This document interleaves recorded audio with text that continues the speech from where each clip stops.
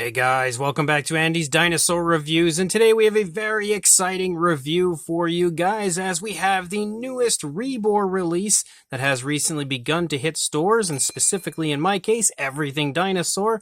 We've got the Diplodocus, and as you can see, we have two different variants. Technically there are three, but I only have two here because the third is an unpainted version, which you can buy and, of course, dress it up, paint it up however you want, give it whatever paint scheme you want, which is a pretty cool idea. I think that was definitely a very cool idea on the part of Rebor, and I may get a hold of one of those at some point, maybe give one a paint job, but in the meantime, we have the two painted variants, which you can see are the Catch the Rainbow and Stargazer 1/35th scale variants. And what's really cool about this that I absolutely love is you can see they actually tell you that there is a male and female. So sometimes we'll get two different paint variants and one slightly flashier than another, and you're kind of left guessing, oh, is this a male or is that the female? Or is there meant to be a male and female? Well, this time we can definitively see there is meant to be a male and female with this release, which is incredibly cool on the part of Rebor, and I would absolutely love if they continued to do that with, their releases moving into the future. I think that would be awesome.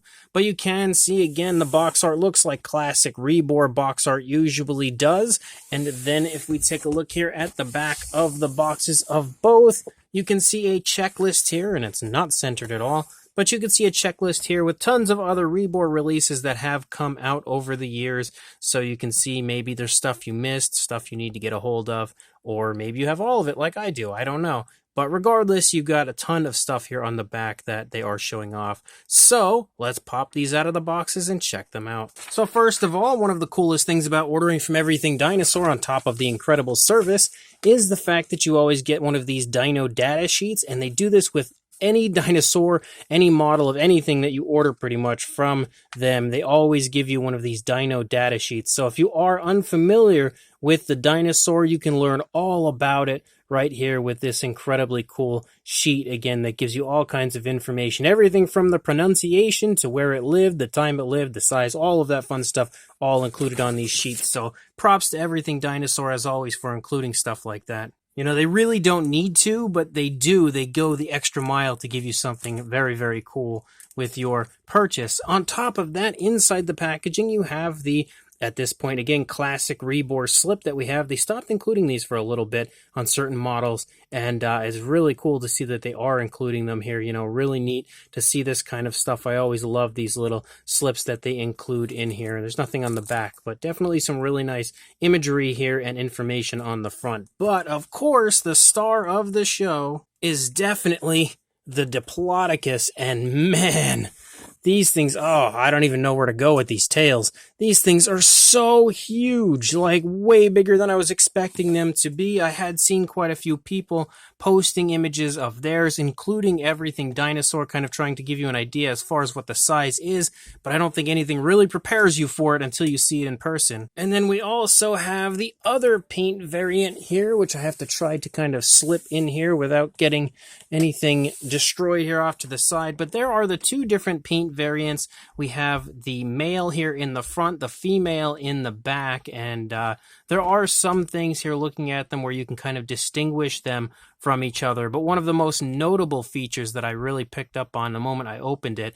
on top of the slight difference in coloration as far as like the tone of color is definitely slightly different on the male, but there's some reddish coloration up here in the head, and the mouth is open on the male, whereas the female has the mouth closed. So that's one of the easiest ways to tell the two apart. But man, are they ever an incredible visual here. Like, there's no question at this point, after just opening them, there's no doubt in my mind that these are the best Diplodocus in my collection, better than any other that I have in my collection. These things are just absolutely incredible here at first glance. And again, really impressive in sculpt and paint, but also the size. They're huge. So let's jump to a closer look at these beauties right now. So starting here with the male variant, you can see up here at the head sculpt, again, we have the mouth in an open position for this one. It looks really nice. The actual head shape and skull shape and everything looks fantastic. The fine detail looks fantastic as well. Really nice skin detail there around the eye. You can just get a feel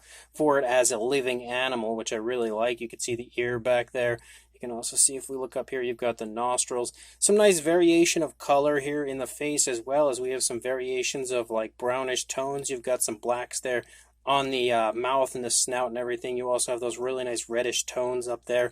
It's all very nice and naturally applied as well. You can see really smooth, gradual transitions back and forth. Everything looks very naturalistic as far as the coloration goes. And the figure has a very nice dark wash, which I also really like. You can see as you move through the course of the figure, you really pick up on that nice dark wash. You can see, if we turn the neck here, some detailing on the inside of the mouth, but the mouth isn't open very far, and you can't see it too well in there, but there is some pretty nice detail there on the inside of the mouth. As you begin to move back here into the neck, you can see some really cool stripes and stuff that you see moving down the course of the back. You also see some ridges picking up here running along the back of the neck of the Diplodocus, as well as some osteoderms moving down here, kind of running along the course of the neck. You have two different rows of those.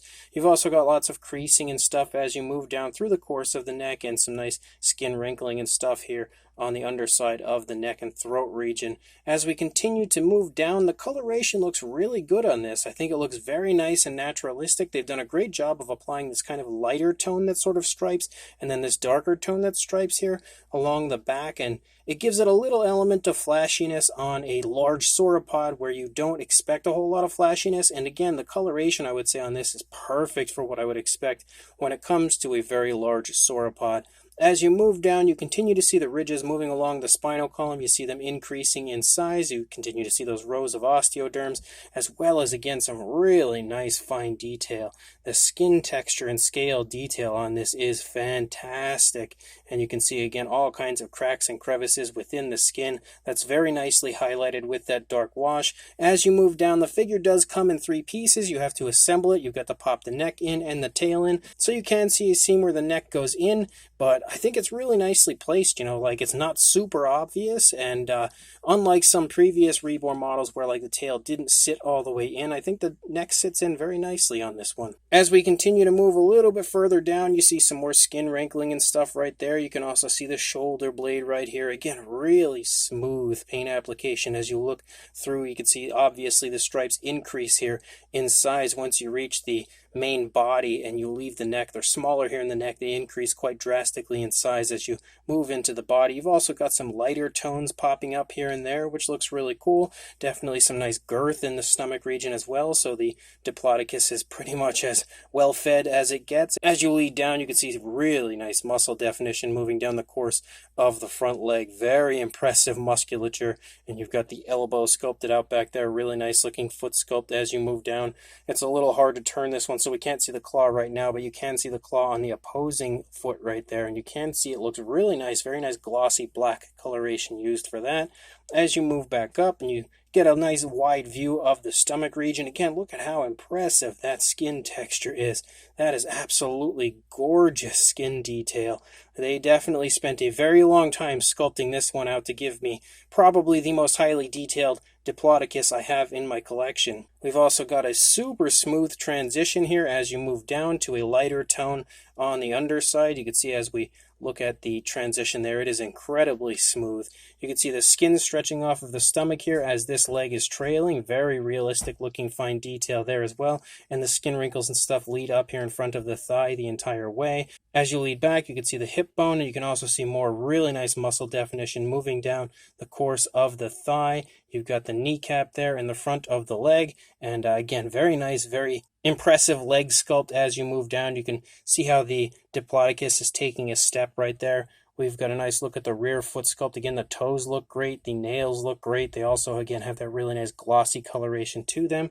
And then as we lead up here, you can, again, lead out into the tail. You've got some more nice wrinkling and creasing here as you move out. You can, again, see the seam where the tail is connected. But yet again, it meshes quite nicely. I really don't think it stands out near as much as, older Rebor releases would. And I feel like they've definitely improved that, as well as the, paint application. Rebor over the last few releases have amped up the realism of their paint apps by a mile. But here's where things get very interesting, because as we lead out into the tail, you continue to see again that very nice striping effect, really nice coloration. We kind of lose that lighter gray sort of tone. You don't see that so much, and now we just have that black kind of or very dark brown striping. But As you lead out into the tail, look at how long this tail is. That is crazy impressive tail length for the Diplodocus. You can see that lighter tone does pick back up here again as you get closer to the tip of the tail. But man, is that ever an impressive tail length for a Diplodocus, for any model, honestly. Like, that is crazy, crazy impressive. And the underside also sports, again, some really nice paintwork, really nice fine detail. Again, that dark wash is present down here as you move through.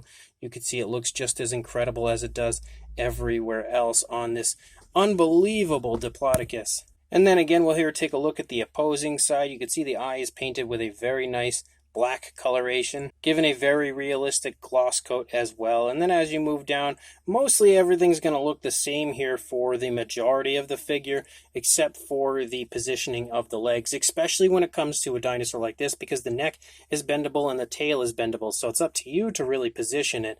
The seam here I think might be a little more obvious on this side, but we can push it in, and now you can see it kind of disappears. But here you can see the legs are kind of held closer together on this side, again showing the walking movement of the Diplodocus. You can now see the nail on the opposing foot, and again the really nice transition here to the lighter tone running down the course of the leg on the inside of the leg.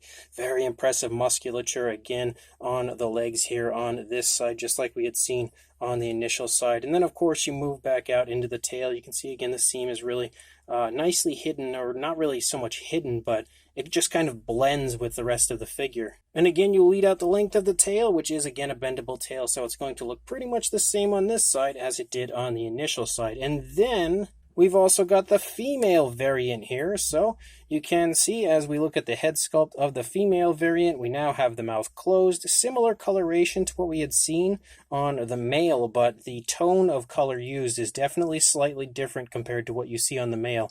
I love the fact that they're kind of like, just almost boring dark tones of color with a little element of flashiness to them, because that's exactly what I would expect for sauropods. So I think as far as the paintwork and coloration goes, Rebor knocked that out of the park, and also differentiating a male from a female as far as the coloration goes, with that little hint of reddish flashiness in the head of the male, and then again excluding that here on the female. But we do have some darker tones there running up and over the top of the head. They've also highlighted the nostrils nicely with a darker tone.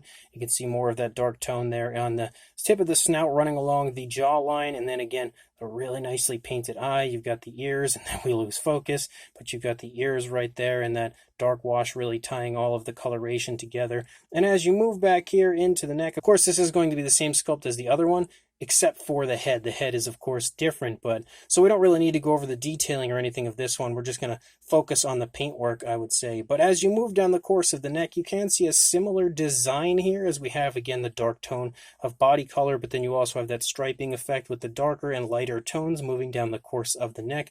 But I will say I think the dark wash might be a little bit darker on this one, and that is definitely not a complaint. I like that, because again it just kind of switches it up a little bit, makes it look a little bit different from the other ones. So it also highlights the detail in incredible fashion there as you move through. Look at how realistic that fine detail is. And with a dinosaur like this, I would expect lots of cracks and crevices through the course of the body. And again, this is exactly what I would expect a large sauropod to look like. And you can also, again, see, just like with the male, some of those lighter tones popping up here and there, just sporadically. Looking at this, there's actually quite a bit of variation of color, again, adding even more realism to it, because as I sit here and look at it, I could see, very, very smooth transitions between alternate tones of color through the course of the body. I would honestly say this is probably Rebor's best paint job to date. Maybe the Dinosuchus was. It's kind of a toss-up between this and the Dinosuchus, because the Dinosuchus paint job was incredible. But this one as well, again,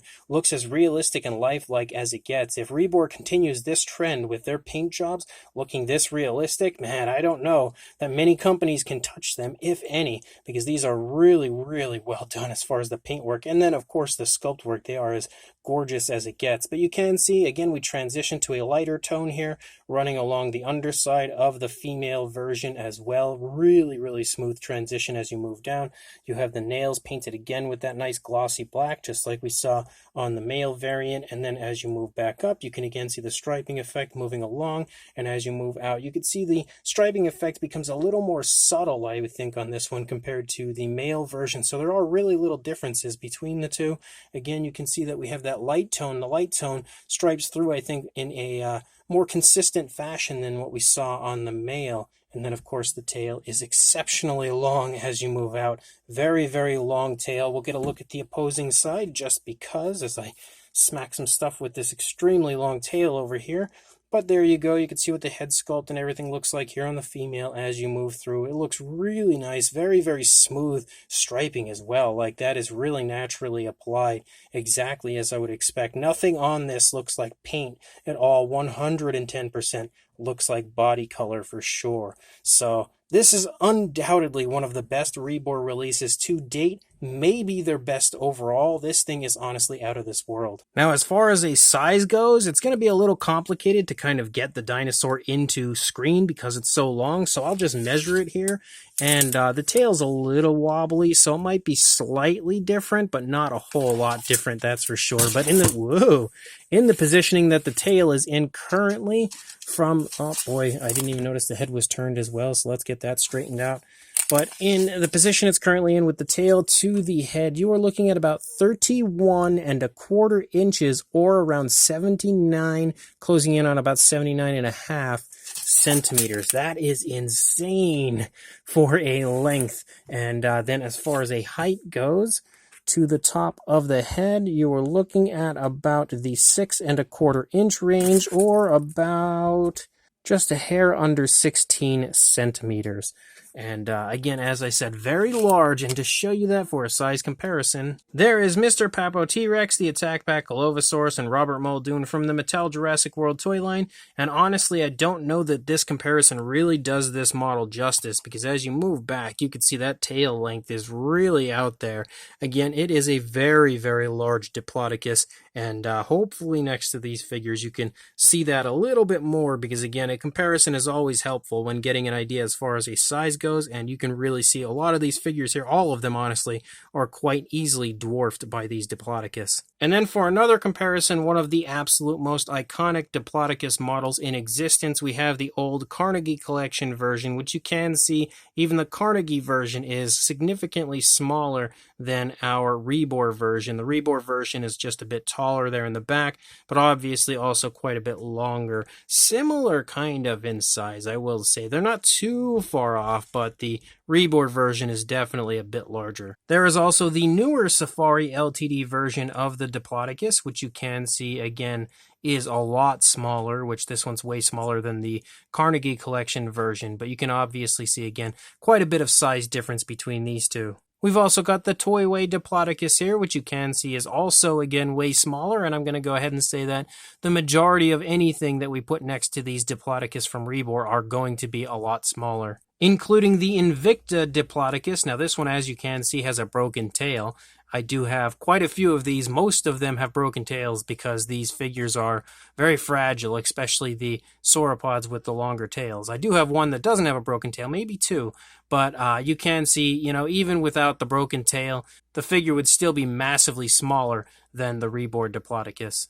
There is also the TS Toys Diplodocus, so we're going really obscure as far as these figures go, which you can yet again see is, again, massively smaller than our Rebor version. And for one final comparison, it is not a sauropod or a Diplodocus or anything like that. It's another Rebor figure, as I've chosen to bring in their recently released Tyrannosaurus Rex here. And you can see, again, a huge size difference between these, obviously. The Rex is definitely big and bulky, but the Diplodocus, yet again, wins this round as far as a size goes. And of course, one of the most fun aspects to these figures is the fact that we have a bendable neck, so you can see you can get a pretty good turn on the neck and everything here. You can get really nice poses for the Diplodocus, get a really nice turn in the neck, and it can go up, it can go down.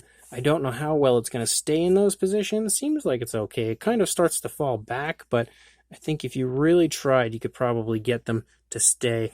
But it does look really nice, works pretty nicely, and the tail is even more flexible. As you move the tail, you know, you can put this tail, especially the further out toward the tip you go, you can really get some nice curves going with that tail, and there you go, you can see it a little better, and you can really, again, get the whip-like tail that you like to see on a Diplodocus, and then get this tail bent all over the place, all the way twisted back around. Now I pulled it out a little bit, twisted back around. So lots of display options for sure with the Diplodocus. So this brand new Rebor Diplodocus is absolutely one of the best releases they have ever put out. This is incredible. We've waited so long to get a sauropod from Rebor, and that makes it even more exciting, I think, to have one, but to have one that is just so good. This Diplodocus is, I would say, the definitive Diplodocus from anyone. Like, the sculpt is incredible, really highly detailed, which is not surprising. Rebor always releases incredibly highly detailed sculpts on their models, but they really did a great job on this, not only just with the general appearance, not only with the incredibly long appearance to the body, but of course the fact that we have insane amounts of fine detail when you get nice and close and you really take in how good the texturing is and all the cracks and crevices and the skin wrinkles and folds and stretches. Like, it is amazing here, honestly, to look at in person. Definitely one of the nicest detailed sculpts that I've seen from Rebor. On top of that, the paint job is as well. Again, the paint jobs of both of these are incredible. Like I said earlier, I love the fact that we have a male and female, and there are some slight differences between them.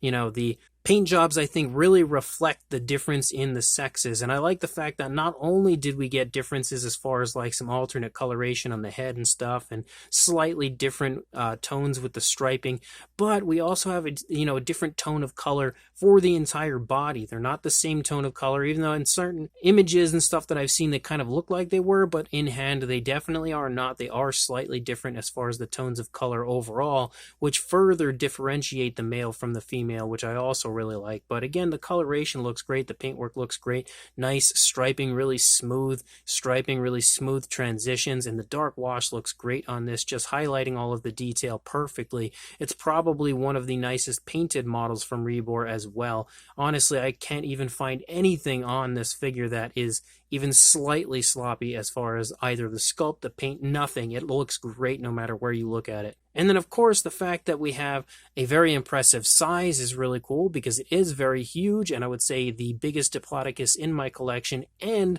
the wire tail and wire neck is also fantastic because it allows you to create so many different poses with the dinosaur. I would say that these are pretty much a dream come true for any dinosaur toy photographer because you can really create a lot of really cool poses and, dioramas and stuff with these models, and the fact that we again have a male and female makes it twice as fun, I would say. I do worry when it comes to things like this and how durable they will be when it comes to continuously moving the neck and tail and everything, but I have a few Rebor models that have, bendable tails and stuff, and I even have their Titanoboa, and I have yet to see any issues with them. I don't move them around very much, but I have had them for a while, and I do move them from time to time, so no issues so far. So maybe they'll be nice and durable, who knows, but that is something that kind of concerns me from time to time with an articulated neck and articulated tail like that, or bendable neck and tail, however you want to term it. But as a whole, both of these are incredible, and again, two of the best releases from Rebor yet. So if you are interested in picking these up, I will include links in the description to where I purchased mine on Everything Dinosaur for you to head on over there and grab them for yourself. So make sure you check those links, go grab these gorgeous Diplodocus, and also like, comment, and subscribe, and I will see you in the next review. Thanks for watching.